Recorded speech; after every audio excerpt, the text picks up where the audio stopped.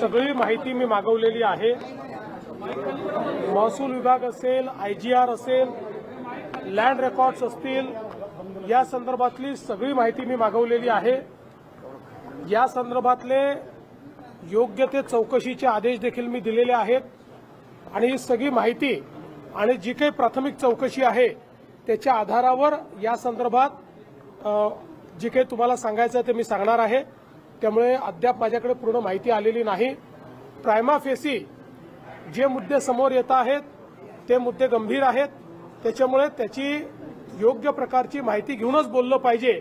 त्या दृष्टीनं मी ही माहिती आज सगळी माझ्याकडे येणार आहे। ती माहिती आल्यानंतर तुम्हाला या संदर्भात शासनाची पुढची दिशा काय, याच्यात कारवाई काय आहे, या सगळ्या गोष्टी सांगण्यात येतील। पहिली गोष्ट अशी आहे की या संदर्भात उपमुख्यमंत्री ही अशा कुठल्या प्रकाराला पाठीशी घालतील असं माझं मत नाही, कारण या संदर्भात आमच्या सरकारचं एकमत आहे। कुठेही अनियमितता झाली असेल तर त्याच्यावर कारवाई झालीच पाहिजे या मताचे आम्ही आहोत। त्यामुळे निश्चितपणे ही अनियमितता आहे की नाही हे पडताळून पाहिलं जाईल। अनियमितता असेल तर त्याच्यावर अतिशय कडक कारवाई ही केलीच जाईल।